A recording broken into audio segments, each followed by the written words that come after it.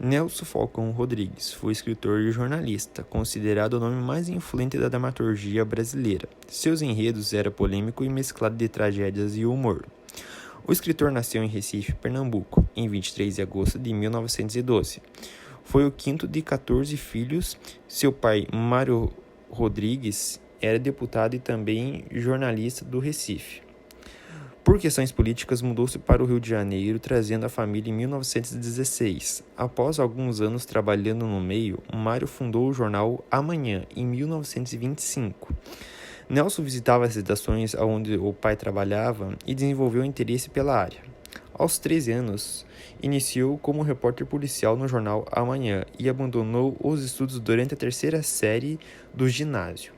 Em 1928, publicou seu primeiro artigo e no mesmo ano seu pai perdeu o jornal para o sócio. Logo após, Mário fundou o jornal A Crítica.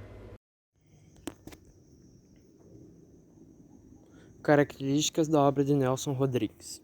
Nelson Rodrigues gostava de abordar em seus textos temas delicados como o incesto, a doença, a morte, o suicídio, a traição e o adultério.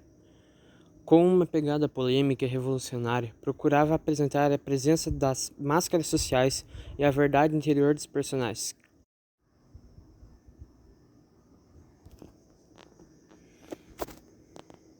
Apesar do pouco alarde causado por A Mulher Sem Pecado, Nelson não desistiria do teatro mais do que a possibilidade de renda. O escritor havia se interessado pelas possibilidades cênicas e a um homem acostumado a limitações de jornal, era inegável que a possibilidade de soltar o dedo e escrever o quanto quisesse parecia sedutora demais para se deixar de lado.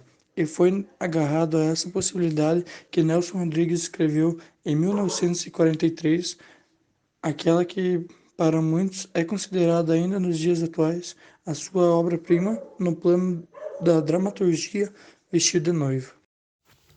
Características da obra.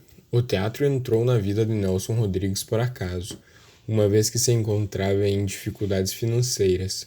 Achou no teatro uma possibilidade de sair da situação difícil em que estava. Assim, escreveu A Mulher Sem Pecado, sua primeira peça. Segundo algumas fontes, Nelson tinha o romance como gênero literário favorito e suas peças seguiram essa predileção,